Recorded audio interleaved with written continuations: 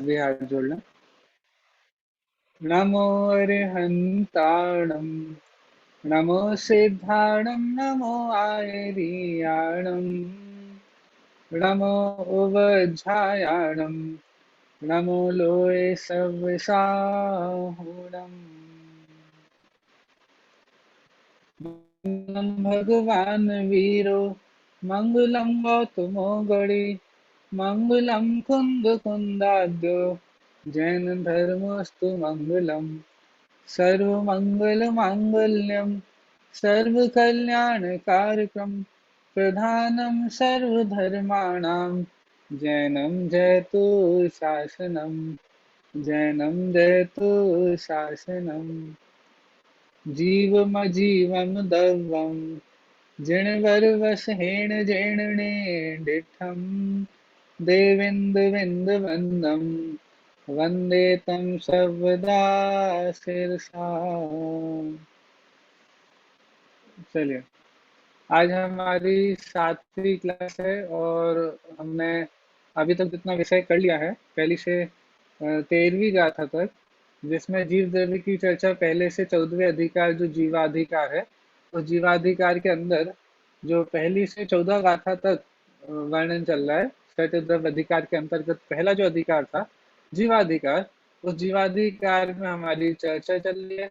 जीव द्रव्य की चर्चा चल रही है और जीव द्रव्य की चर्चा भी 9 अधिकारों के माध्यम से हमारी चल रही है।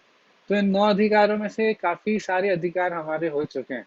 आप सभी को ध्यान भी होगा कितने अधिकार हमारे हो चुके हैं। आज हम सारा का सारा रिवीजन भी करने वाले हैं, तो मुझे भरोसा है आप सभी लोग उसके लिए भी बिल्कुल तैयार हैं। ठीक है, तो पिछली क्लास में हमने 10वीं, 11वीं, 12वीं और 13वीं इन 4 गाथाओं के माध्यम से वर्णन देखा था। ठीक है, तो आप सभी को याद भी होगा कि हमने क्या वर्णन पिछली पिछली क्लास हमारे अनितेश जी ने आप सभी के लिए थी। वो हमारे जो वीकेंड वाला बैच चल रहा है उसकी सारी क्लासेस वही लेते हैं और हम दोनों एक दूसरे का सपोर्ट करते हैं। कुछ साथ में हम दोनों क्लास में रहते हैं, वो हमारी क्लास में प्रतिदिन आते हैं। आपने अभी तक उनको देखा नहीं था तो उस क्लास के माध्यम से आप सभी ने उनको देख भी लिया और उनके पढ़ने का तरीका भी पढ़ाने का तरीका भी देख लिया। चलिए, तो पिछली क्लास में आपने स्वदेह परिमाण और संसारत्व, ये 2 अधिकारों के माध्यम से जीव द्रव्य का वर्णन देखा था। ठीक है, स्वदेह परिमाण के अंतर्गत बहुत अच्छा वर्णन आपका जो समुद्र घाट, 7 समुद्र घाट की चर्चा भी बहुत अच्छे से आई थी। सातों समुद्र घाट के बारे में थोड़ा थोड़ा सा डिटेल भी हमने देखा था। इसको और ज्यादा डिटेल देखने के लिए हम और भी जो ग्रंथ हैं उनके माध्यम से देख सकते हैं। ग्रुप पे भी थोड़े बहुत प्रश्न चल रहे हैं, नहीं तो और भी इस बारे में जानकारी चाहिए हो तो हम उसको अलग से और भी आपको रिसोर्सेज वगैरह दे सकते हैं। मूल जो द्रव्य संग्रह जी की टीका है जो ब्रह्मदेव सूरी जी के द्वारा लिखित है, उसमें से भी हमको ये विषय देखने चाहिए। जिन जिन चीजों पर आपको थोड़ा और इंटरेस्ट, ज्यादा इंटरेस्ट जगता जाए, उन सारे विषयों को जरूर हमको टीका में से पढ़ना चाहिए। ठीक है, आज तो मैं आपको होमवर्क भी देने वाला हूँ एक, वो ये है। चलो, अभी हम जब गाथा पढ़ेंगे 14वीं गाथा तो आपको उसका विषय ख्याल में आएगा। वहां पे ये बात आएगी कि सिद्धों के 8 गुण होते हैं। मैं अभी से होमवर्क बता दे रहा हूँ जिससे यदि मैं भूल जाऊं तो भी आपको मैंने बता दिया कि सिद्धों के 8 गुणों का वर्णन आपको मूल टीका में से एक बार पढ़ना है। सिर्फ 8 गुण एक एक लाइन में दिया हुआ है, एक एक सेंटेंस में, लेकिन वो कितना अच्छे तरह से ब्रह्मदेव सूरी जी ने उनका वर्णन किया है, वो देखने लायक है, पढ़ने लायक है। और वो इसीलिए क्योंकि उसके माध्यम से आपको ब्रह्मदेव सूरी जी की टीका करने की जो शैली है वो पता चलेगी। और एक और बात साथ में बता देता हूँ कि ऐसी ही शैली जयसेन स्वामी की भी मिलेगी। ठीक है, जैसी शैली आपको ब्रह्मदेव सूरी जी की मिलेगी टीका करने की, वैसी की वैसी शैली आपको जयसेन स्वामी की भी मिलेगी। और उन्होंने समय सार, प्रवचन सार, पंचास्तिका, इन तीनों ग्रंथों की जो टीका की है उसमें आपको इस शैली के दर्शन होंगे। ठीक है, तो ये वो शैली कैसी है ये भी आप पढ़ेंगे तो पता चलेगा। मैं नेक्स्ट क्लास में मतलब कल उसके बारे में आपको बताऊंगा, पूछूंगा भी, दोनों काम करेंगे। ठीक है, चलिए आज हम आगे बढ़ते हैं। मंगलाचरण हम सभी ने कर लिया है। स्यातम शरणं गच्छामि, ये बहुत अच्छा सूत्र हमने बनाया है। वो भी द्रव्य संग्रह में हम जब अलग अलग नयों से जीव के अधिकारों का, जीव का वर्णन हम देख रहे हैं, जीव के स्वरूप को समझ रहे हैं, तो कभी व्यवहार न से, कभी निश्चय न से जीव का वर्णन किया जा रहा है, तो कहीं हम कंफ्यूज नहीं हो जाएं। स्यात् अर्थात किस अपेक्षा से क्या वर्णन किया जा रहा है, उस अपेक्षा से उस वर्णन को समझें, तो हमारी समझ भी अच्छी रहेगी और हमारी श्रद्धा भी अच्छी रहेगी। ठीक है, चलिए। दूसरी गाथा में हमने देखा था कि जीव द्रव्य का 9 अधिकारों के माध्यम से वर्णन किया जा रहा है, और हम देखते हैं कि हमने कौन कौन सा वर्णन कर लिया। 8 9 अधिकारी आपको सामने दिख रहे हैं। ठीक है, जीवो, उपभोगमो, अमुत्ति, कर्ता, उसके बाद भोक्ता, फिर सदेह परिणाम परिमाणों और संसारत्व। ठीक है, इतनी चर्चा हमने लास्ट क्लास तक कर ली थी। 13 गाथाओं में इतना वर्णन हो गया है, और अब 14वीं गाथा में ये जो 2 अधिकार हमारे रह गए हैं, सिद्धो और विशिष्टो द्रव्य। ठीक है, इन दोनों अधिकारों का वर्णन एक गाथा में, 14वीं नंबर की गाथा में आने वाला है।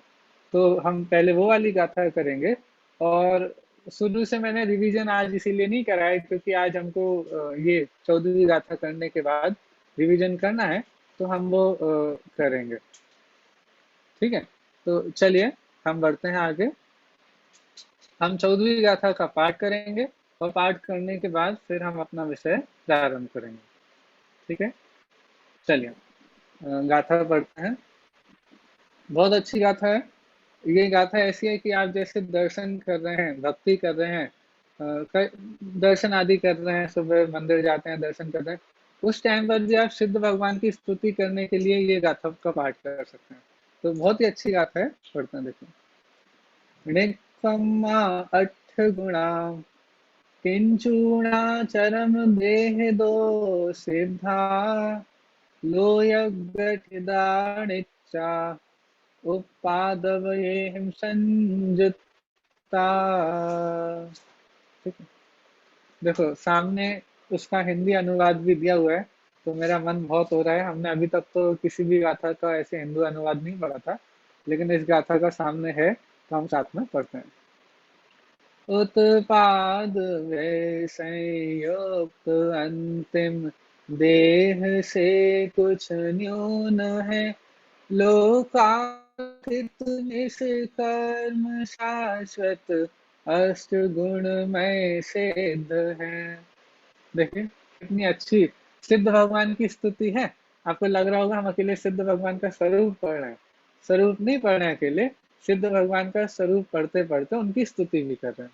ठीक है, देखो हम स्तुति करते हैं, पाठ करते हैं, वो हमारे पाठ भी अच्छे कब कहलाए जाएंगे? अच्छे मतलब अच्छे तो होते ही हैं, लेकिन हमारा मन उनमें कब लगेगा? हम अपना उपयोग पूरी तरह से कैसे लगा पाएंगे? कि जब भी जिनकी भी स्तुति कर रहे हैं, उनके गुणों का चिंतन करें। तो जब हम उनके गुणों का चिंतन करते हैं, तो हमारा उपयोग अपने आप ही उसमें लग जाता है, और उनकी सच्ची भक्ति स्तुति भी हमारे द्वारा होती है।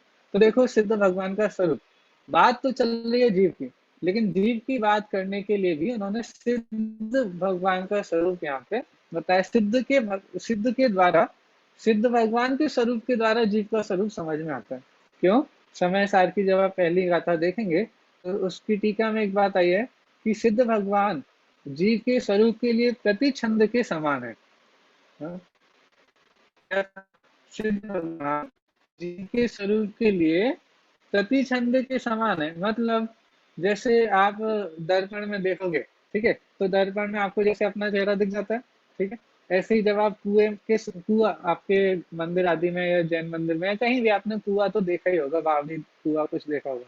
तो कुएं के पास आप जाएंगे और ऐसे झुक करके अपना नाम लेंगे, आवाज देंगे, तो जैसी आप आवाज देंगे वैसी की वैसी आवाज आपको वापस वहां से सुनाई देगी। इसका मतलब प्रति छंद, मतलब जैसा हमारा जो हम बोलेंगे वैसा हमको वहां से वापस आएगा। ऐसे ही सिद्ध भगवान आत्मा को लिए प्रति छंद के समान है। अर्थात आपको अपने आत्मा का स्वरूप जानना हो ना, तो सिद्ध भगवान का स्वरूप जानिए। तो जैसा सिद्ध भगवान का स्वरूप है, वैसे ही अपनी आत्मा का स्वरूप है। समझ में आ रहा है? जैसा सिद्ध भगवान का स्वरूप है, वैसा ही अपनी आत्मा का स्वरूप है। इतना अंतर है कि उनके वो पर्याय में प्रकट हो गया है, वो स्वभाव उनकी पर्याय में प्रकट हो गया है, और अभी हमारे स्वभाव में स्वभाव तो है, लेकिन हमारा परिणमन वैसा नहीं चल रहा। तो इतना अंतर है, उस अंतर को दूर करने के लिए, खत्म करने के लिए जाते हैं मिले समाज सब, मतलब हम भी सिद्ध भगवान की समाज में जाकर मिल जाए, उनके साथ ही सिद्ध लोक में हम विराजमान हो, उसके लिए हम ये सारी चर्चा कर रहे हैं, अपनी आत्मा का स्वरूप जानना। देखिए हम गाथा का अर्थ देखते हैं, बहुत अच्छा अर्थ है, देखें। णिक्कम्मा, हाँ, णिक्कम्मा मतलब, णी मतलब नहीं है, कम्मा मतलब कर्म, जिनके नहीं है। कौन कौन से जो 8 कर्म है ना, ज्ञानावरण, दर्शनावरण आदि जो 8 कर्म है, निक्कम्मा अर्थात 8 कर्म से रहित है। और 8 गुण, 8 कर्म से तो रहित है और 8 गुणों से सहित है। सम्यक्त सुदर्शन ज्ञान, अगुरु लघु अवगाहना, ये हमने जो भक्ति पढ़ते हैं ना, अशरीरी सिद्ध भगवान, उसमें सारे के सारे 8 गुणों के नाम आते हैं। अभी हम आगे देखेंगे, ठीक है। तो सिद्ध भगवान का स्वरूप चल रहा है ना, निक्कम्मा अर्थात 8 गुणों से, जो 8 कर्मों से जो रहित है, 8 गुणा 8 गुणों से सहित है। किंचूना चरम देह दो, चरम देह मतलब होता है अंतिम देह, चरम अर्थात अंतिम, अंतिम देह दो। किंचूना उससे थोड़ा सा कम, कुछ न्यून, ठीक है। तो चरम देह से किंचित न्यून है, ठीक है। कौन?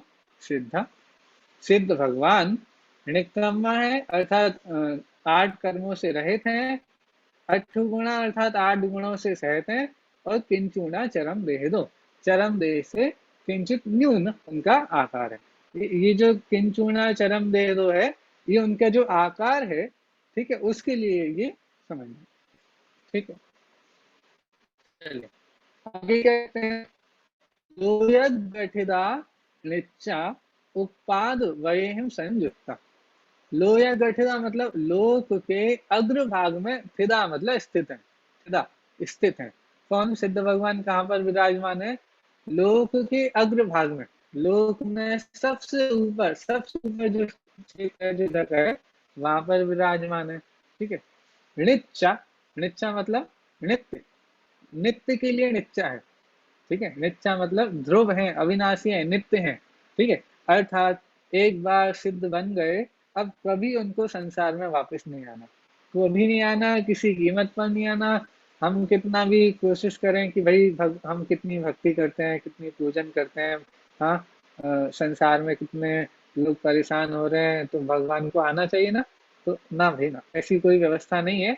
एक बार भगवान बन गए, सिद्ध अवस्था प्राप्त कर ली, लोक के अग्रभाग में स्थित हो गए, अब दोबारा से संसार अवस्था प्राप्त होने वाली नहीं है, अविनाशी है, कभी उसका विनाश होने वाला नहीं है। आपको याद आ रहा है कहीं पर ये बात और आई है सिद्ध भगवान के लिए? सिद्ध गति कैसी है, इसके लिए आपने पढ़ा तो है? हाँ अविनाशी। हाँ हाँ, बोलिए।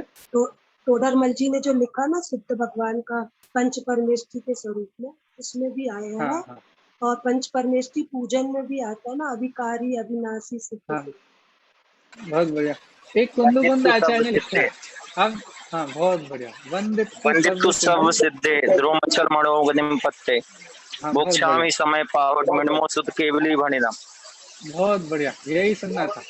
वंदित सर्व सिद्धे ध्रुव, हाँ, ध्रुवम अचलम, हाँ, ये है ना, सिद्ध, सिद्ध गति के लिए क्या बोला? ध्रुवमचल ध्रुव, मणोगम, हाँ हाँ, मैं तो उसको थोड़ा तोड़ के बता रहा था। ध्रुव है, अचल है और अनुपम है। कैसी है सिद्ध गति? ध्रुव है, अचल है और अनुपम है। तो वहां पे भी ध्रुव शब्द आया है सिद्ध गति के लिए। तो ऐसे यहाँ पर भी वही कहा कि सिद्ध भगवान एक बार सिद्ध अवस्था को प्राप्त कर लिया, तो अब कैसी है? ध्रुव। अब आपको लगेगा अभी तो आप बोल रहे हो ध्रुव है, और अगला ही जो विशेषण दिया है, उत्पाद वयम, हाँ, उत्पाद वयम का मतलब क्या हो गया? उत्पाद और व्यय से संयुक्ता, संयुक्त है। तो उत्पाद व्यय से संयुक्त है और नित्य है, ये दोनों बात साथ में कैसे हो सकती है? हाँ? उत्पाद और व्यय से सहित है और ध्रुव भी है, ये दोनों बातें साथ में? हाँ भी साथ में। देखो, एक बार सिद्ध अवस्था प्राप्त कर ली, अब दोबारा संसार अवस्था प्राप्त नहीं करेंगे, इसीलिए जो सिद्ध अवस्था प्रकट हुई है वो कैसी है? अविनाशी है, नित्य। जो सिद्ध अवस्था है वो हर समय नई नई पर्याय होगी, हर समय अतीन्द्रिय आनंद भी नया नया होगा, हर समय नई नई सिद्ध पर्याय होने वाली। क्यों? क्योंकि ये तो वस्तु का स्वभाव है, कि एक हर समय परिवर्तन होता रहता है, हर समय नवीन नवीन पर्याय होती है, कोई भी पर्याय टिक ही नहीं रह सकती। पर्याय का काल ही एक समय का होता है। तो पर्याय जो हुई है उसका उसका व्यय तो होना ही है। हम्म? उत्पाद व्यय तो ये हर पर्याय का होना है। लेकिन ये जो सिद्ध पर्याय प्रकट हुई है, इस अगली पर्याय भी होगी ना, वो भी सिद्ध पर्याय होगी। इसके लिए प्रवचन सार जी ने बहुत सुंदर बात कही है कि ये जो सिद्ध अवस्था प्रकट होती है ना, तो ऐसी प्रकट हुई है, ऐसा उत्पाद हुआ है जिसका कभी व्यय नहीं होगा। ठीक है, क्या बोला? सिद्ध अवस्था का ऐसा उत्पाद हुआ है जिसका कभी व्यय नहीं होगा, और संसार का ऐसा व्यय हुआ है कि कभी उत्पाद नहीं होगा। समझ में आया क्या कहा? ये जो सिद्ध अवस्था प्रकट हुई है, ये ऐसी प्रकट हुई है कि इसका कभी व्यय नहीं होगा। ऐसा उत्पाद हुआ है जिसका कभी व्यय नहीं होगा, और ऐसा व्यय हुआ है कि जिसका कभी उत्पाद नहीं होगा। तो व्यय किसका हुआ है? कि संसार अवस्था का व्यय हुआ है। कैसा व्यय हुआ है? कि उसका कभी उत्पाद नहीं होगा। और प्रकट क्या हुआ? कि सिद्ध अवस्था प्रकट हुई है। तो कैसी प्रकट हुई है? कि ऐसी प्रकट हुई है कि इसका कभी व्यय नहीं होने वाला। ठीक है, तो वो दोनों बातें आप समझ लेना। उत्पाद रहित व्यय हुआ है किसका? संसार अवस्था का। और व्यय रहित उत्पाद हुआ है किसका? सिद्ध अवस्था का। लेकिन यहाँ इस गाथा में क्या बोल रहा है? यहाँ बोल रहा है उत्पाद व्यय से सहित। हाँ? कि वो तो हमने एक अपेक्षा वहां से समझी जो प्रवचन सार जी में आई है। आचार्य कुंद कुंद देव ने सिद्ध भगवान को ऐसे याद किया है। लेकिन अभी हम जो बात कर रहे हैं, वहां पे सिद्ध भगवान का ये स्वरूप बताया है कि सिद्ध भगवान उत्पाद वैसे सहित हैं। क्यों ये बात क्यों कही? कि कहीं हम ऐसा ना समझ लें कि एक बार सिद्ध बन जाते हैं तो अब सिद्ध बनने के बाद अब उत्पाद व्यय भी खत्म हो जाए। क्यों? कुछ मत ऐसा मानते हैं, ऐसा स्वीकार करते हैं कि जब निर्वाण की प्राप्ति होती है तो निर्वाण की प्राप्ति होने पर उत्पाद व्यय भी समाप्त हो जाता है। तो उस मत का निराकरण करने के लिए, उस मान्यता का निराकरण करने के लिए कि भाई मोक्ष होने के बाद उत्पाद व्यय खत्म नहीं हो जाएगा, मोक्ष होने के बाद भी उत्पाद व्यय तो रहेगा ही रहेगा। उत्पाद व्यय से रहित जीव कभी भी नहीं होता है। जीव तो क्या, कोई भी द्रव्य उत्पाद व्यय से रहित नहीं होता है। चलिए देखो, अब आपने ये देखा, ये 8 और 9 एकदम कहाँ से आ गए? देखो,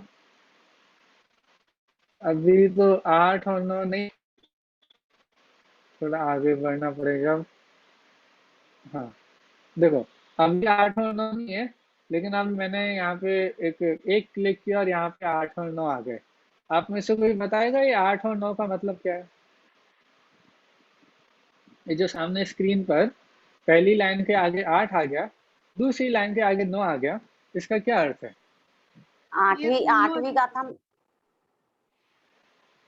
हाँ बोलिए। आठवीं लाइन में तो सिद्धों का स्वरूप बता रही हैं, और हाँ 9वीं में उनका स्वभाव, ऊर्ध्वगमन स्वभाव है, उसके बारे में बताया जा रहा है। हाँ बढ़िया, बिल्कुल। देखो, हमने जीव के 9 अधिकारों से वर्णन देखा था, दूसरी गाथा में आया था कि जीव का वर्णन हम 9 अधिकारों से करेंगे, अर्थात 9 प्रकार से जीव का वर्णन करने जा रहे हैं। ठीक है, तो 9 प्रकार में 2 बचे थे, एक तो सिद्ध और दूसरा ऊर्ध्वगमन स्वभाव। ठीक है, तो सिद्ध भगवान का वर्णन करने में ही सिद्ध भगवान का भी वर्णन हो गया, और ऊर्ध्वगमन स्वभाव की भी चर्चा साथ में आ गई। क्यों? क्योंकि लाइव एग्जाम्पल हमारे पास कौन है? सिद्ध भगवान ही है। ऊर्ध्वगमन स्वभाव के लाइव एग्जाम्पल सिद्ध भगवान है। अब आप मुझे एक और क्वेश्चन का जवाब दीजिए, सिद्ध कहाँ बनते हैं? फिर से सिद्ध बनते कहाँ पर है? वहां जाकर के लोक के अग्रभाग में पहुंच करके सिद्ध बनते हैं, या फिर यहाँ पर बन जाते हैं? चलो, इसके लिए आपको हैंड रेस करना पड़ेगा। आप सब लोग आंसर देते हो ना, मुझे पता भी नहीं चलता किसने सही आंसर दिया। यही बन जाते हैं, तब तो लोग के अग्रभाग में जाकर स्थित होते हैं। लो, आपने पहले ही आंसर दे दिया, मुझे पता था आपका आंसर तो सही आना ही है। चलिए, बहुत अच्छा।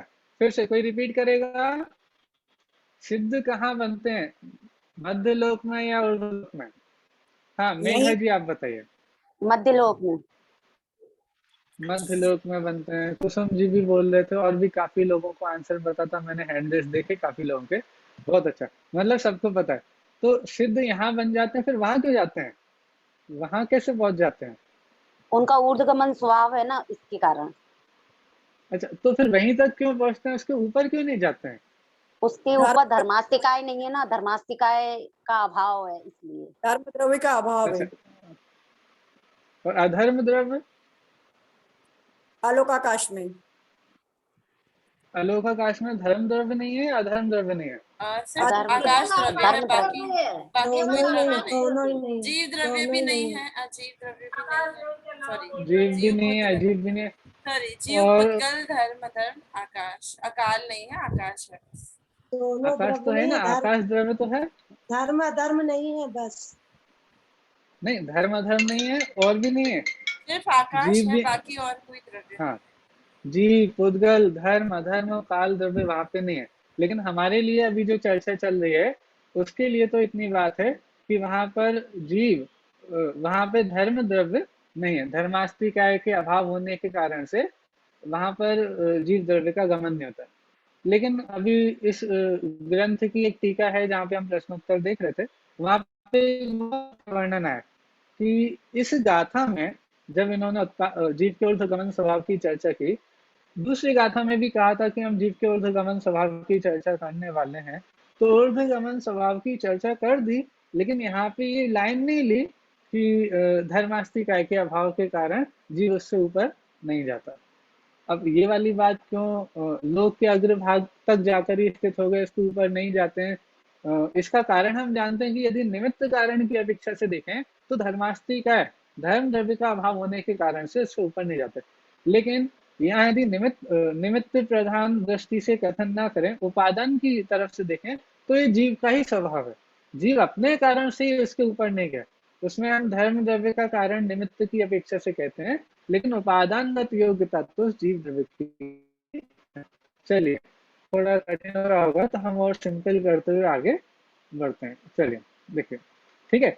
तो पहली लाइन में ऋक्कम्मा अठूणा किंचुणा चरम देह दो, चरम देह से किंचित न्यून, ऐसे सिद्ध भगवान होते हैं।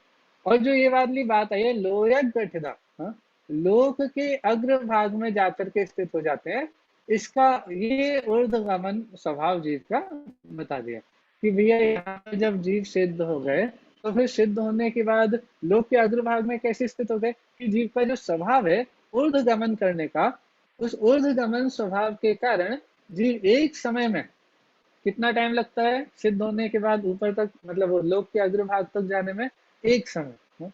तो एक समय में जीव मध्य लोक से 7 राजू ऊपर, हाँ? कितने राजू ऊपर? 7 राजू ऊपर लोक के अग्रभाग में जाकर के स्थित हो जाते हैं। ठीक है, तो और ये क्यों होते हैं? क्योंकि जीव का स्वभाव है ऊर्ध्वगमन करना। ठीक है, अब एक और क्वेश्चन मैं पूछता हूँ, बहुत सारे लोगों को इस बारे में गलत मान्यता चलती है, इसीलिए क्वेश्चन करता हूँ। आप बताइए, जब भी किसी जीव का मरण होता है तो वो पहले, जैसे उसको नया जन्म कहीं भी लेना हो, मतलब अगला जो उसका भाव हो, तो यहाँ मरण होने के बाद वो सबसे पहले एक बार ऊपर जाता है, फिर वो जहाँ पे भी उसका जन्म होना है वहां जाता है। सही है ना? कि जब भी मरण होता है तो क्योंकि जीव का स्वभाव तो ऊर्ध्वगमन करना है, तो ऊर्ध्वगमन स्वभाव करने के कारण जब भी जीव का मरण होगा तो सबसे पहले तो वो ऊपर जाएगा, ऊपर जाने के बाद फिर जहाँ पे उसका जन्म होगा वहां पे वो पहुंचेगा। सही है ना ये बात? नहीं है तो जिनके वीडियो ऑन है उन सब ने तो मना कर दिया। देखो, तो फिर कैसा होता है यदि ऐसा नहीं है? तो फिर कैसा होता है? अ, हाँ, रितु दीदी आप बता रहे हैं, बताइए। कंफर्म नहीं है, बट जैसा मुझे पता है, क्योंकि ये ऐसा होता है कि शायद उसमें मोड़ लेता है जीव, तो ऐसा कहते हैं कि जैसे वो ऊपर गया, फिर उसको जहाँ जाना होता है वहां वो टर्न लेकर शायद 2 मोड़ ले सकता है मैक्सिमम, या 3 मोड़ ले सकता है मैक्सिमम, और चौथे हाँ, में वो उस गति में आ जाता है। तो इसका मतलब वो तो सही है ना, 3 मोड़ लेता है तो पहले में ऊपर जाएगा, फिर साइड में होकर के फिर नीचे आ जाएगा। लेकिन 3 मोड़ ले रहा है तो एक बार ऊपर तो जा रहे हैं ना, हाँ, या नहीं जाता है? मेरे ख्याल से जाता है बाकी। जाता है। चलो, जब 3 मोड़ लेता है तो एक बार ऊपर फिर साइड में फिर नीचे आ जाता है। लेकिन मान लो बिना मोड़े के जाना है, तो ये तो मैक्सिमम बताया ना आपने, 3 मोड़, तो 3 मोड़ मैक्सिमम होते हैं। इसका मतलब 2 मोड़ भी हो सकते हैं, इसका मतलब 1 मोड़ भी हो सकता है, और इसका मतलब मोड़ नहीं भी हो ये भी हो सकता है। तो जब मोड़ लेना ही नहीं है तो हो सकता है उसको साइड में ही जाना हो, नहीं हो सकता है नीचे जाना हो। नीचे भी तो है ना, 7 नरक है, हाँ? जीव का बड़ी अच्छी स्वभाव तरह जिन्होंने, सीधा ही जाएगा, जीव का स्वभाव है तो ऊपर जाएगा ही जाएगा। जाएगा ही सही वो। फिर उसको यदि उसको अधिकतम 3 मोड़ लेके चौथे तक तो उसको जन्म लेना ही है। हाँ 3 चलिए समय देखो, लगेगा, चौथे में उसको नहीं जन्म चलो, लेना। ये तो आपने बताया कि जिसको 3 समय मतलब जिसको 3 मोड़े लेने और 4 समय में जो जीव जन्म लेगा। मैं तो बोल रहा हूँ जिसको एक समय बाद ही जन्म लेना है, एक समय, उसकी मोड़े वाली गति नहीं है, हाँ? जैसे सिद्ध गति होती है ना, सिद्ध गति जैसे बिना मोड़े की होती है, सीधे ऊपर, ठीक है, यहाँ से 7 राज ऊपर।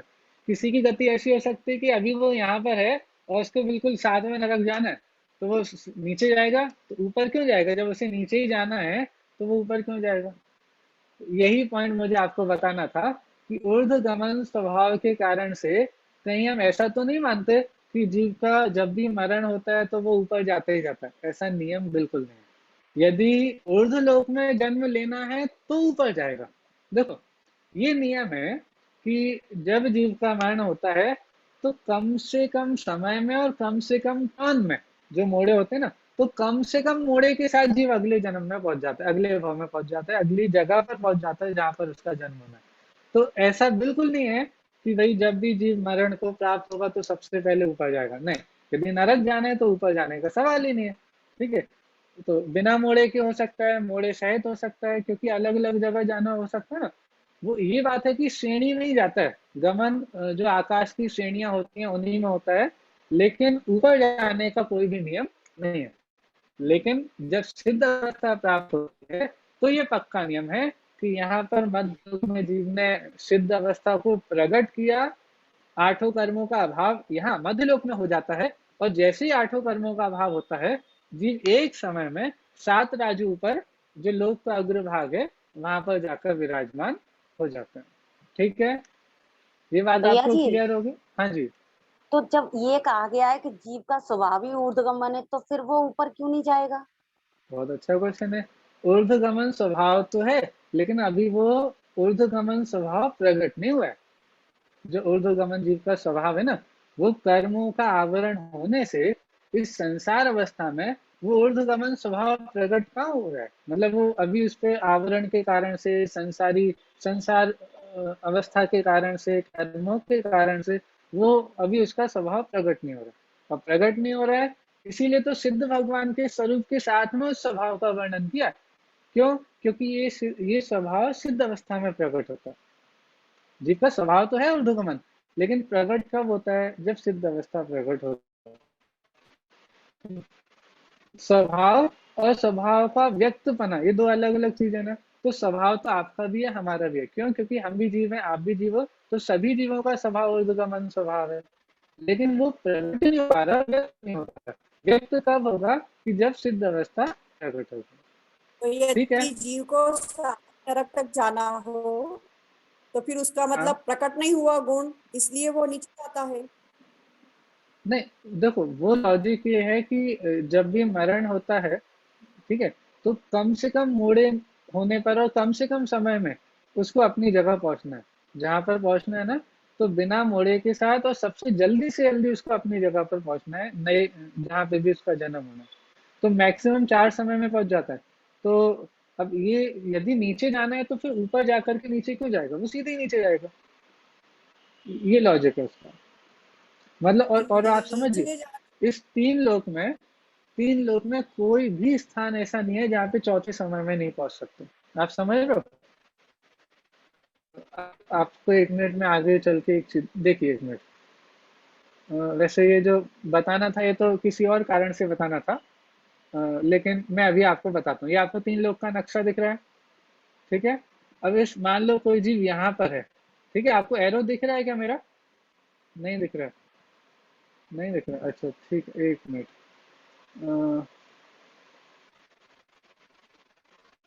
अब दिख रहा है आपको एरो मेरा? अब एरो दिख रहा है? ठीक है। मानिए कोई जीव यहाँ पर है, इस स्थान पर कोई जीव है। अब इस स्थान से इस स्थान पर भी आना है ना, इस स्थान से इस स्थान पर भी आना है, तो जीव 4 समय से ज्यादा नहीं लगाएगा। और ये तो हम 2D मैप दिखा रहे हैं आपको। 3D मैप देखेंगे तो अभी ये 7 राजू पीछे तक है, ठीक है, लोक की चौड़ाई लंबाई सब होती है ना, तो ये तो हमने अकेले 2D स्ट्रक्चर बताया। यदि आप इसको घुमा के देखेंगे तो थोड़ा अलग दिखेगा, ये 7 राजू लंबा भी है, मतलब चौड़ाई भी है इसकी, ठीक है, सॉरी लंबाई चौड़ाई नहीं, गहराई है, हाँ ठीक है। तो अब मैं आपको बोल रहा हूँ ये जीव यहाँ से सीधे यहाँ तो जा नहीं सकता, क्योंकि यहाँ तो अलोकाकाश है, धर्म द्रव्य है ही नहीं, तो अब उसको पहले तो यहाँ आना पड़ेगा, ठीक है, यहाँ से यहाँ आएगा, फिर ऊपर जाएगा, फिर यहाँ आएगा, ठीक है। अब हो सकता है उसको अंदर की तरफ जाना तो एक और मुड़ा लेना पड़े, लेकिन फिर भी यहाँ पे भी वो 2 या 3 मोड़े में आ रहे हैं, 2 मोड़े में या 3 मोड़े में पहुंच जाएगा, मतलब पूरे लोक में 3 लोक में 14 राजू के श्लोक में, मतलब 14 राजू लंबे, मतलब ऐसे तो 373 या कितने घन राजू पूरा इसका वो है विस्तार, तो पूरे लोक में इस जीव को ज्यादा से ज्यादा 4 समय लगेंगे कहीं से भी कहीं पहुंचने में। हमको तो बड़ी स्पीड की महिमा आती है ना, कोई चीज जो, हाँ 363 घन राजू अनितेश जी ने मुझे बताया, हाँ पूरे 3 लोग में कहीं हम लोग थोड़ा इस बात पे बड़ा वो हो जाते हैं कि यहाँ फोन कर रहे हैं आपके पास इतनी जल्दी सब चीज पहुंच जाती है, मेरी आवाज आपके पास पहुंच गई, हाँ इतनी जल्दी कनेक्शन हो रहा है, इतनी तेज स्पीड है कि यहाँ पे मैं कुछ अपने कंप्यूटर पे कर रहा हूँ, वहाँ आपको आपकी स्क्रीन पे दिख रहा है, कितना फास्ट है। अरे आप सोचो एक जगह से तीनों लोक में कितना बड़ा लोक है, कहीं से भी कोई भी गमन कहीं भी हो जाता है, कितने समय में, सिर्फ 4 समय में। आपने ये भी सुना होगा कि सिद्ध भगवान यहाँ से यहाँ तक जाते हैं तो उनको 7 एक समय लगता है 7 राजू गमन करना, लेकिन यदि कोई जीव को यहाँ से यहाँ जाना हो, 14 राजू भी ऊपर जाना हो, तो वो भी एक समय में जा सकता है। समझ में आ रहा है आपको? 14 राजू भी एक समय में गमन करने की शक्ति है। मान लो किसी जीव का पहले यहाँ पे यहाँ मरण होने वाला है और अगले समय में यहाँ जन्म होना है, तो वो 14 राजू एक समय में गमन कर लेगा। उद्गल परमाणु के बारे में तो आता ही है, लेकिन जीव के बारे में भी ये समझना, ठीक है। हाँ 363 नहीं है, 343 घन राजू है, सही है, फिर सही हो गया, हाँ ठीक है।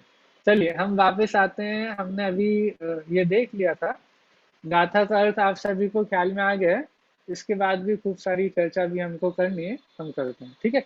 आपको गाथा का अर्थ ख्याल में आ गया, मैं एक बार और रिपीट करता हूँ, मूल हम गाथाओं को पढ़ रहे हैं तो आपको गाथाओं का अर्थ बहुत अच्छे से ख्याल में आ जाना चाहिए, बाकी जो भी एक्स्ट्रा चर्चा है वो भी याद रखिए, वो भी जरूरी है, लेकिन मूल गाथाओं का अर्थ तो जरूर अच्छे से याद रखिए। देखिए निकम्मा 8 गुणा किंचुना चरम देह दो सिद्ध, सिद्ध भगवान कैसे हैं, निकम्मा मतलब 8 कर्मों से रहित हैं, 8 गुणा अर्थात 8 गुणों से सहित हैं, चरम देह दो किंचुना अर्थात चरम देह से किंचित न्यून है, ठीक है, और कैसे हैं, लोयग ठिदा अर्थात लोक के अग्रभाग में ठिदा मतलब स्थित है, ठीक है, और कैसे हैं, निच्चा निच्चा अर्थात नित्य है, और उत्पाद व्ययहिम संयुक्ता उत्पाद और व्यय से संयुक्त, ठीक है। चलिए आगे देखते हैं, 8 कर्मों के नाम तो आप सभी को पता है, हाँ जी बोलिए। उत्पाद और व्यय से संयुक्त है कैसे? देखो सिद्ध भगवान को भी उत्पाद व्यय चल रहा है ना हर समय, जीव कैसे? में एक द्रव्यत्व नाम का गुण है, सामान्य गुण जो होते हैं ना, तो सामान्य गुणों के कारण से सभी द्रव्यों का हर समय परिणमन होता है, ठीक है। अब हर समय परिणमन होता है तो आपको क्वेश्चन चल रहा है कि भाई सिद्ध भगवान का परिणमन कैसे होगा, वो तो एक बार सिद्ध अवस्था हो गई उनको, वहां पे जाके विराजमान हो गए, अब तो कभी वहां से आने कहीं जाना नहीं, आकार में भी चेंज नहीं होना, नहीं कुछ भी नहीं होना, तो फिर परिणमन कैसे हो रहा है? हाँ आप में से कोई बता रहे हैं?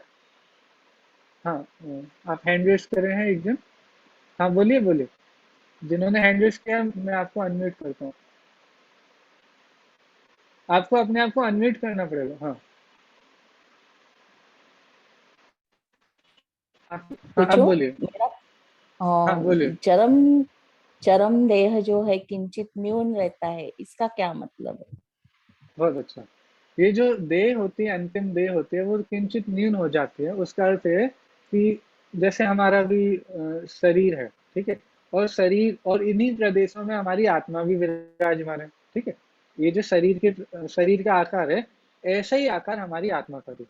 अब जब सिद्ध अवस्था प्रकट होती है तो क्या होता है कि शरीर तो छूट जाएगा, लेकिन जो हमारी बॉडी में बहुत सारे मतलब जो खाली जगह होती है, जैसे हमारा मुख है तो यहाँ बीच में खाली जगह है, कान के छेद हैं, नाक के छेद हैं, और भी ऐसे बहुत सारी जगह हमारी बॉडी में खाली स्थान होता है, ठीक है, वॉइड होता है।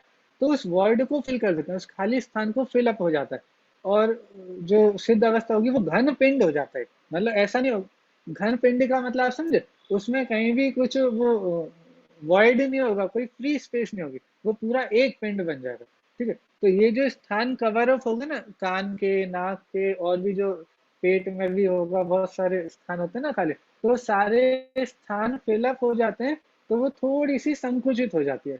इसीलिए कहा जाता है किंचित न्यून अंतिम देह से किंचित न्यून, ठीक है। आप एक बार अनम्यूट करिए, आपकी आवाज नहीं आ रही है।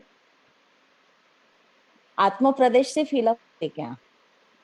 हाँ, आत्म आत्म प्रदेश ही प्रदेश। फिलअप कर देता हूँ। हाँ, वो जो स्पेस है वो आत्मा के प्रदेशों से फिलअप हो जाती है, अच्छा, ठीक है। ओके। अभी हमारे भी उन प्रदेश, उस जगह में कोई आत्मा नहीं है, जो खाली स्थान होता है मुख में, कान में, नाक में, और भी जो भी खाली स्थान है वहाँ कोई आत्मा के प्रदेश नहीं है। इसलिए वहां दर्द भी नहीं होता, कुछ भी नहीं होता, कोई फीलिंग नहीं होती। क्यों? क्योंकि वहां पे आत्मा ही नहीं है ना, तो फिर वहां पे किसी भी प्रकार की चेतना भी नहीं है उन खाली प्रदेशों में। जहाँ पे आत्मा के प्रदेश हैं वहां पर ही चेतना काम करती है, ठीक है। भैया जी मेरा एक हाँ, प्रश्न है। हाँ बोलिए। सिद्ध जीव का ध्रुव भी तो है, लेकिन उत्पाद तो व्यय से होगा, ये समझ में नहीं हाँ आता। देखो, हेलो वही वही मैं वही बात कर रहा था, हेलो तभी वो हेलो हाँ ऋतु मैं दी, कुछ आपका हाँ क्वेश्चन मैं बाद में लेता हूँ, पहले ये वाला क्वेश्चन क्वेश्चन, कंटिन्यू अच्छा करते हैं। नहीं मैं क्वेश्चन नहीं पूछ रही, ठीक है। हाँ बोलिए बोलिए। नहीं पहले बोला था ना कि कोई और जवाब देने वाला, इसलिए अच्छा मैं हाँ, बता रही चलिए जवाब दीजिए। हूँ। मैं ये बोलना चाह रही थी कि जैसे उत्पाद व्यय जो है, कोई भी द्रव्य जो है वो बिना परिणमन के नहीं रह सकता है। और उत्पाद व्यय का मतलब बस इतना ही है कि नहीं, हम लोग जो है परिणमन एक्चुअली शरीर के हिसाब से देखने की कोशिश कर रहे हैं। आत्मा का जो परिणमन है वो अभी भी जैसे कंटिन्यू चल रहा है, वो हमें दिखता नहीं है। हम तो बाहरी परिणमन को उत्पाद व्यय मान के शायद मानते हैं कि उत्पाद व्यय होता है। तो वहां पे जैसे कोई भी ज्ञान गुण है, तो ज्ञान गुण का निरंतर परिणमन चल रहा है। तो ज्ञान गुण का परिणमन निरंतर है, नई नई पर्याय आ रही है, लेकिन वैसी की वैसी आ रही है। इसीलिए वो बोला जाता है कि सिद्ध अवस्था कंटिन्यू है। लेकिन इसका मतलब ये ब- नहीं है कि वो एक ही पर्याय पूरे टाइम चल रही है। वो पर्याय उत्पाद व्यय होकर नहीं आ रही है, बट वो सेम की सेम आ रही है, ये चीज है। हाँ, तो इसीलिए बिल्कुल सही उत्पाद, उत्तर है। देखो मैं इसको एक समराइज कर देता हूँ, दो लाइनें में बोल रहा हूँ, आपको बस वो ध्यान रखना है, आपको हमेशा के लिए उत्तर याद हो जाएगा। देखो, ये दीवार आपको दिख रही है पीछे, वाइट कलर की दीवार है, ठीक है। ये 2 4 साल 8 साल हो गए मैं इसे वैसी की वैसी देख रहा हूँ, कैसे। हाँ, इस पे कलर हो चुका है, पेंट हो चुका है, वो दिवाली पे होता रहता है, लेकिन ये दीवार वैसी की वैसी दिखाई दे रही है। तो आप बोलोगे मतलब इसमें कुछ उत्पाद व्यय हो रहा है, नहीं हो रहा है? तो अब मैं आपको बोल रहा हूँ, वैसी की वैसी है, वही की वही नहीं है। फिर से इन दो शब्दों को आप पकड़ लो।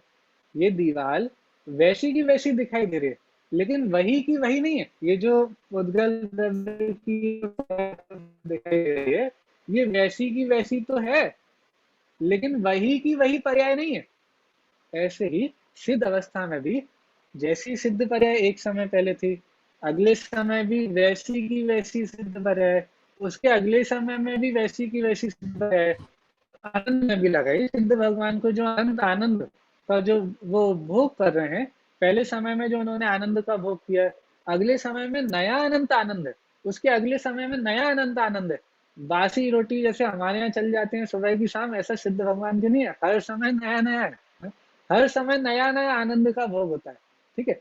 और देखिए, जिस जैसे उनको केवल ज्ञान है, केवल ज्ञान होने के कारण से उनको तीनों लोकों के समस्त पदार्थ दिखाई देते हैं, ठीक है।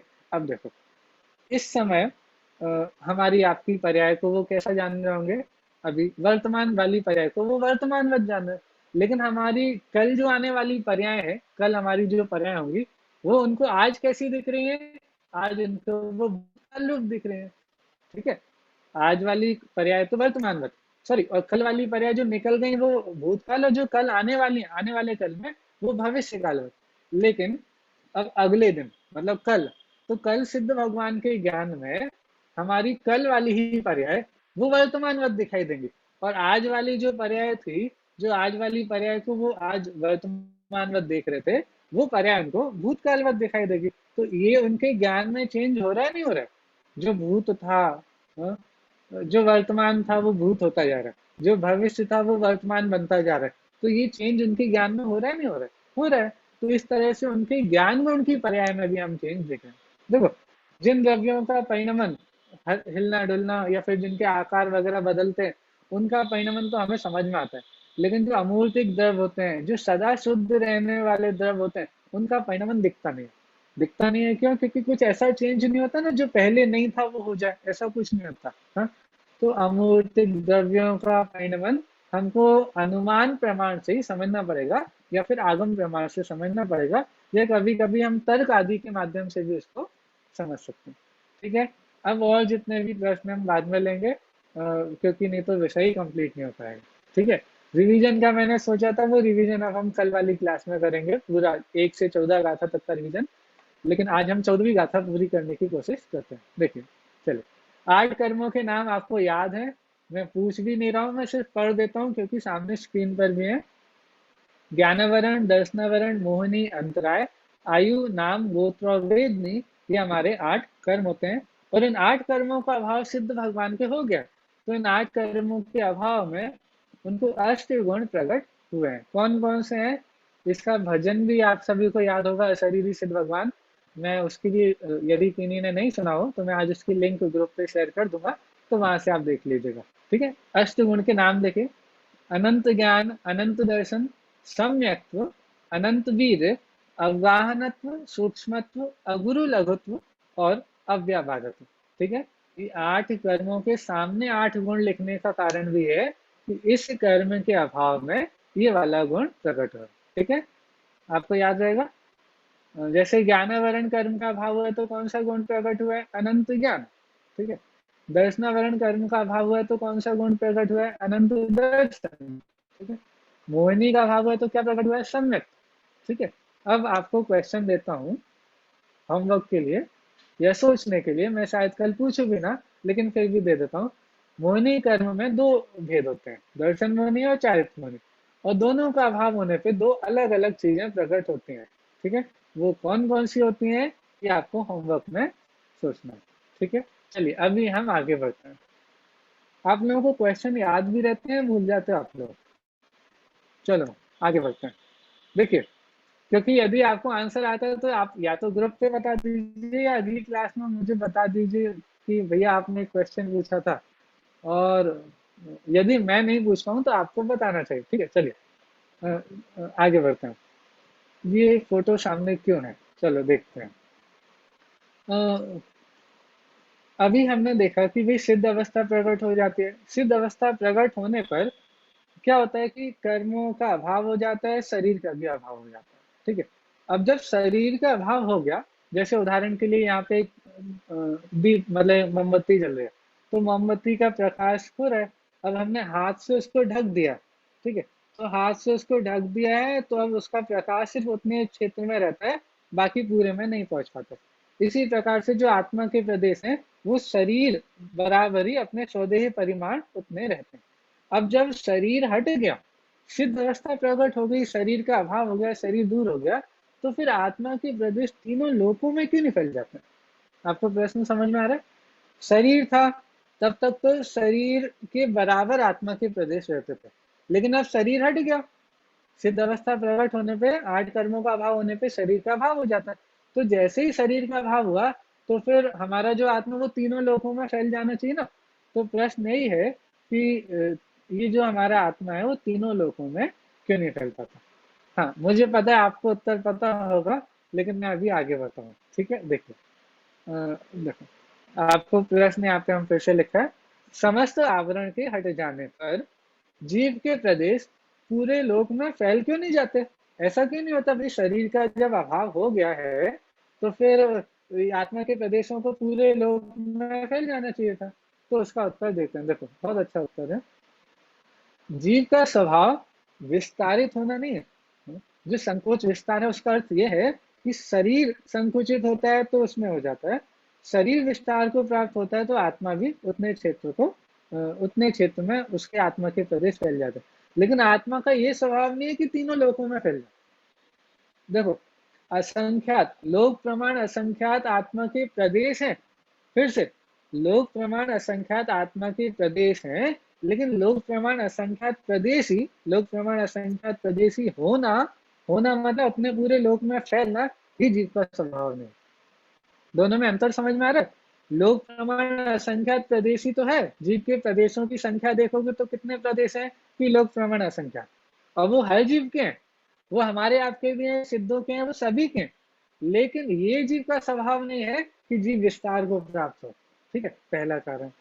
दूसरा, संकोच विस्तार, ये शरीर नाम कर्म पे आधारित था। ये जो संकोच विस्तार था, अगुरु लघु देह प्रमाणो, छोटा शरीर हो बड़ा शरीर हो, उसके हिसाब से वो फैल जाता था, आत्मा के प्रदेश भी फैल जाते थे, और इसका कारण होता था शरीर नाम। ठीक है, अब देखो, शरीर जो आत्मा के जो प्रदेश होते हैं, उसका जो आकार होता है वो शरीर नाम के हिसाब से होता था। ठीक है, अब जब भी शरीर नामकर्म चेंज होता था तो आत्मा के प्रदेशों का आकार भी चेंज हो जाता था। अब क्या हुआ कि शरीर नाम कर्मों का ही अभाव हो गया, आठों कर्मों के अभाव होने पर उस शरीर नाम कर्म का भी अभाव हो गया। अब जब शरीर नाम कर्म का अभाव हो गया तो नवीन आकार ग्रहण करने की भी जरूरत नहीं है। देखो, जो लास्ट शरीर का आकार था ना, उसी आकार रूप शादी अनंत काल तक रहने वाले। क्यों? क्योंकि भाई आकार चेंज होने का कारण शरीर नाम कर्म था, अब वो तो है ही नहीं, तो इस शरीर का आकार भी कैसे चेंज हो? तो ना आकार चेंज होना, ना पूरे लोक में फैलना, जो अंतिम आकार था उससे बस थोड़ा सा किंचित न्यून हो जाता है, बस इतना होता है। ठीक है, उदाहरण भी है, जैसे मुट्ठी में रखा हुआ कागज है, जैसे आपके हाथ में कोई कागज था, अब आपने उसको फोल्ड करके अपनी मुट्ठी में बंद कर लिया, तो अब आपने उसको रख दिया, तो आप उसको ऐसा थोड़ी ना, अभी आपके हाथ में बंद था तो वो फुल ऐसे पैक था, अब आप जैसे उसे हाथ से खोलेंगे तो वो दोबारा से सीधा ना हो जाएगा, जैसा था वैसा रहेगा। तो ऐसे ही आत्मा के प्रदेश भी अंतिम शरीर के आकार के जैसे रहते हैं। ठीक है, मिट्टी का जैसे बर्तन होता है, तो जब आपने गीली मिट्टी से बर्तन बना दिया, उस समय जब तक वो गीली थी तब तक आप उसके आकार चेंज कर सकते थे, लेकिन अब आपने उससे पानी का संयोग हटा दिया, तो पानी का संयोग हटा तो अब उसका आकार क्या, फिर से वो ढेले रूप हो जाएगी या कुछ उसका आकार चेंज होगा? नहीं, उस आकार की रहेगी, कोई पूरे लोक में उसके फैलने की कोई चांस नहीं है, ना ही कोई स्वभाव है। ठीक है, चलिए आगे देखते हैं। उत्पाद वयम, उत्पाद और वैसे संयुक्त है। देखो, अब ये भी हम देखते हैं, सिद्ध दशा में जीव अपरिणामी नहीं हो जाता, इसकी हमने चर्चा कर लिया, लेकिन ये सारे नोट्स भी आपको समझ में आ जाए इसके लिए हम यहाँ पर पढ़ रहे हैं। सिद्ध दशा में जीव कैसा होता है? अपरिणामी नहीं हो जाता, परिणमन स्वभाव उसका बरकरार रहता है, क्योंकि यदि परिणमन ही ना हो तो वो द्रव ही नहीं रहेगा। जो भी द्रव होता है वो परिणमन से युक्त ही होता है, यदि परिणमन ही खत्म हो जाए तो द्रव ही खत्म हो जाएगा, द्रव्य का अस्तित्व ही खत्म हो जाएगा। ठीक है, इसलिए जीव सिद्ध अवस्था में भी अपरिणामी नहीं होता है, परिणमन उसका बराबर चलता रहता है। और खत्म क्या हुआ, फिर व्यय किस चीज का हुआ? तो बोल रहे हैं हम जो सिद्ध अवस्था को कृत्य बोलते हैं कि कृत्य हो गए हैं, अब कुछ करने योग्य नहीं रहा, तो क्या करने योग्य नहीं रहा?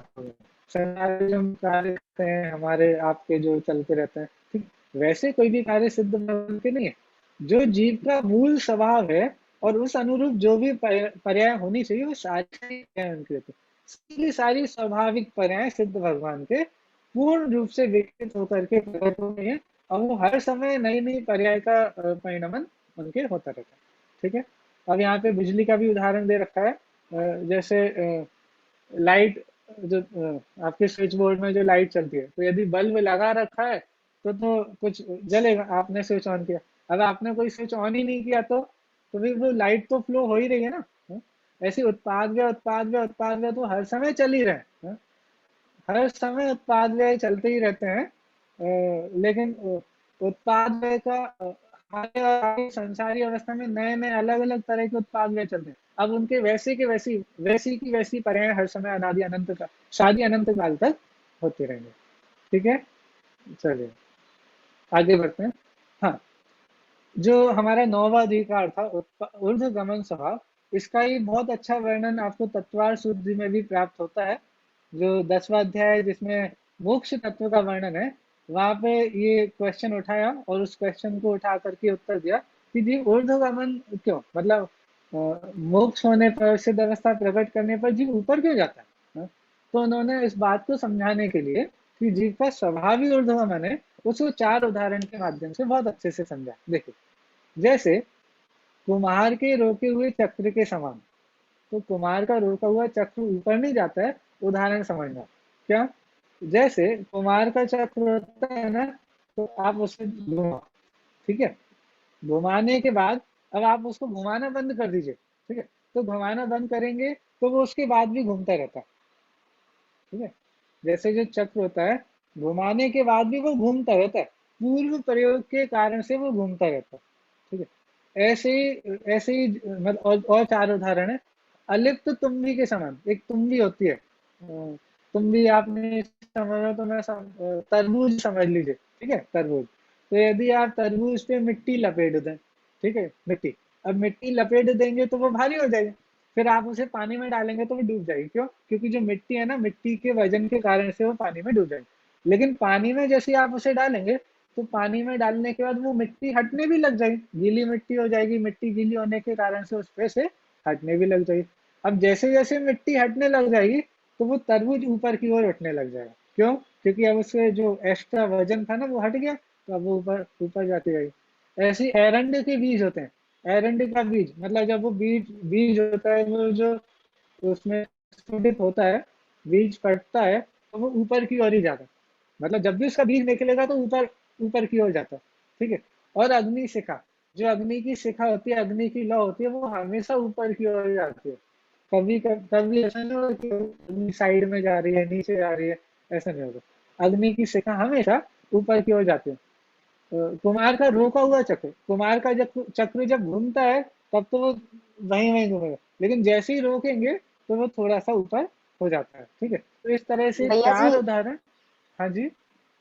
ये तीनों तो समझ में आ गए, क्योंकि ये हल्की हो जाती हैं तीनों, अग्निशिखा, एरंड का हाँ बीज और तुम्बी हल्के होते तो ये ऊपर की तरफ जाते हैं। हाँ। ये वाला मेरे को समझ में नहीं आया। ये कुमार मतलब कुमार चक्र का, के तो इसमें तो कहाँ ऊपर की तरफ कैसे जा रहे हैं? वो जो कुम्हार का चक्र होता है ना, मतलब जहाँ पे वो मिट्टी के बर्तन बनाते हैं, ठीक है? अब उसमें ही कुछ होता होगा कि वो चक्र घुमाते घुमाते तो वहीं घूम रहा है, लेकिन जैसे ही रोकेंगे तो वो ऊपर की तरफ उठ जाता है। तो उसका प्लेसमेंट कुछ ऐसा होगा, मैंने वैसे ध्यान तो नहीं दिया। तो अनितेश जी हैं क्या, उनको ख्याल में है कि? हाँ हाँ हाँ। हाँ मतलब हाँ बोलो। ये वाला जो होता उदाहरण है। है ये कंप्लीटली ऊर्ध्वगमन स्वभाव के लिए नहीं दिया है। इसमें ये बताया है कि जैसे जीव जो पूर्व तपस्या आदि करता है, पूर्व प्रयोग करता है, उसके कारण उसे सिद्ध अवस्था प्राप्त हो गई है। और अब वो सिद्ध अवस्था जो बनी रहेगी, वो उसके पूर्व प्रयोग आदि, तपस्या आदि जो आत्म ध्यान किया उसके कारण टिकी टिकी रहेगी। तो जैसे वो चाक घुमा दिया था, तो फोर्स से अब वो कुछ देर तक अपने आप घूमता रहता है। उसी प्रकार पूर्व प्रयोग के कारण जीव का ऊर्ध्वगमन स्वभाव, मतलब ऊर्ध्वगमन हो गया, उसके बाद भी जीव वहीं पर टिका रहता है। ये है वो उदाहरण इसका। चलो, ठीक है, मतलब एक देश उदाहरण है, पूरी तरह से उदाहरण नहीं है, उदाहरण एक देश ही होते हैं। चलिए, ठीक है। तो ये ऊर्ध्वगमन स्वभाव है। देखो यहाँ पे एक बड़ा अच्छा आपसे पूछ, ये आपको क्लियर हो गया है, लेकिन फिर भी देखो, ऐसे ही होते ना, जीव को सिद्ध सिद्ध अवस्था प्राप्त होती है तो जीव नीचे से ऊपर, अब वैसे मैंने तो ऊपर ही ऊपर कर दिया, लेकिन ऐसे ही होता है ना, जीव को सिद्ध अवस्था प्राप्त होती है तो ऊपर चले जाते हैं क्या? नहीं। हाँ? वो लोग के अग्रभाग पे जाकर के स्थित हो जाते हैं, ऊपर नहीं जाते हैं, ठीक है? तो क्यों नहीं जाते हैं? तो धर्मास्तिक आय के अभाव होने के कारण से जीवों का गमन लोक के ऊपर नहीं होता है, लोक के अग्रभाग में जाके वो विराजमान हो जाते हैं, ठीक है? चलिए, इस तरह से आज हमने 14वीं गाथा कंप्लीट की है, ठीक है?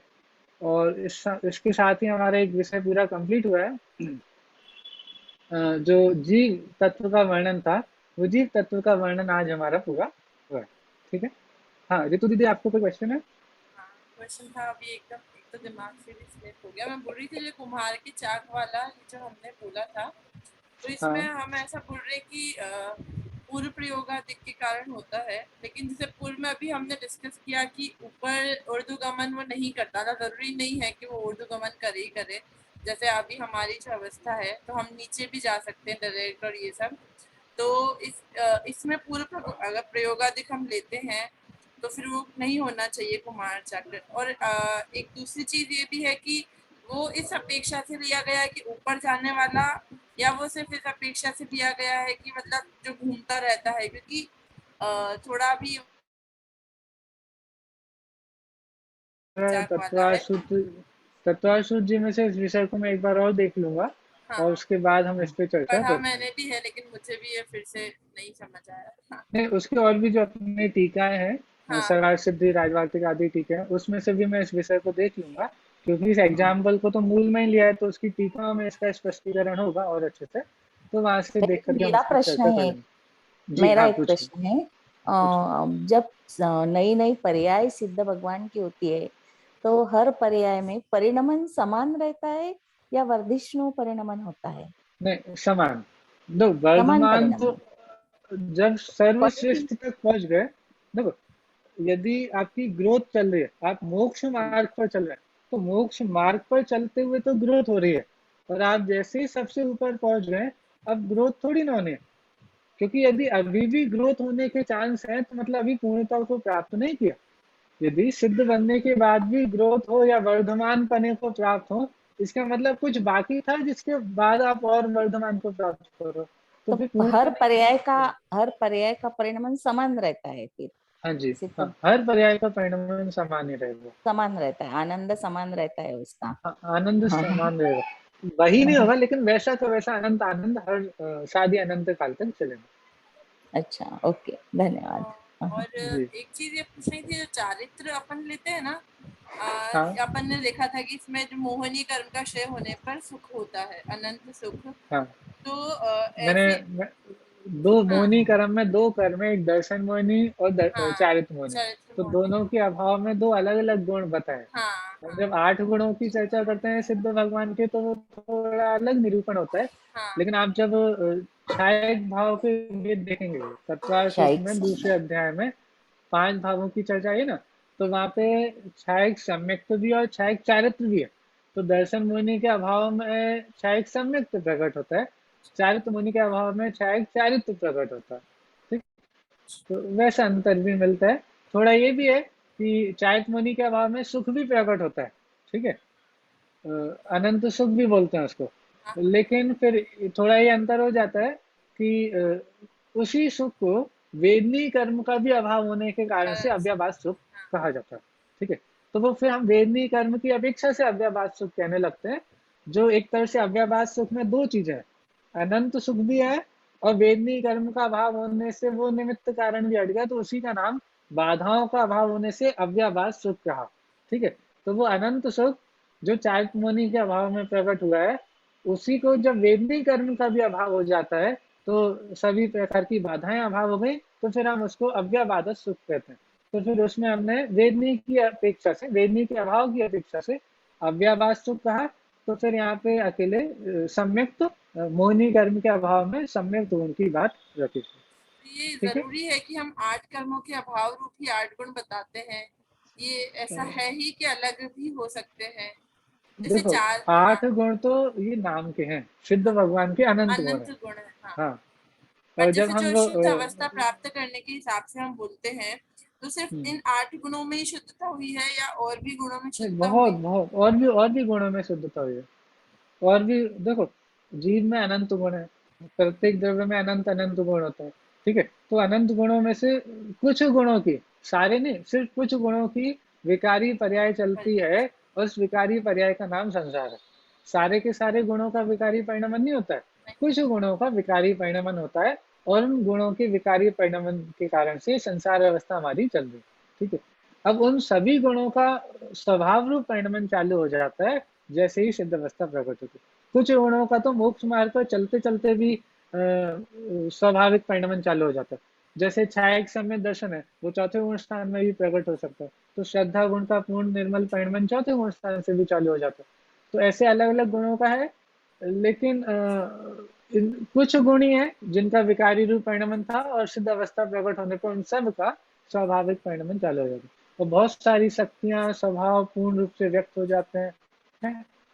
अब और भी नाम आते हैं कहीं कहीं, जैसे आप इसी गाथा की टीका देखेंगे तो उन्होंने और भी उन्होंने बोला संक्षिप्त रुचि वालों के लिए तो 1 या 2 गुण में काम चल जाए, मध्यम रुचि वालों के लिए जो 8 गुण सिद्ध भगवान के बता दिए, सम्यक तो सुदर्शन ज्ञान वाले, ठीक है। और भी उन्होंने मतलब जिनकी और विस्तार बुद्धि से जानना हो, विस्तार रुचि है, तो उनके लिए थोड़े गुणों के नाम उन्होंने और बताए, निर्वेद निर्नाम आदि, ऐसे और भी गुणों की चर्चा है, ठीक है। तो और भी चर्चा आ सकती है इसमें, और भी गुण बताए जा सकते हैं, ठीक है। देखो मैंने शुरू में मैं आपको होमवर्क भेज भी दूंगा, बस आपको पढ़ना है। मैं आपको स्क्रीनशॉट भेज दूंगा ग्रुप पे, सिद्धों के 8 गुणों का निरूपण, जिस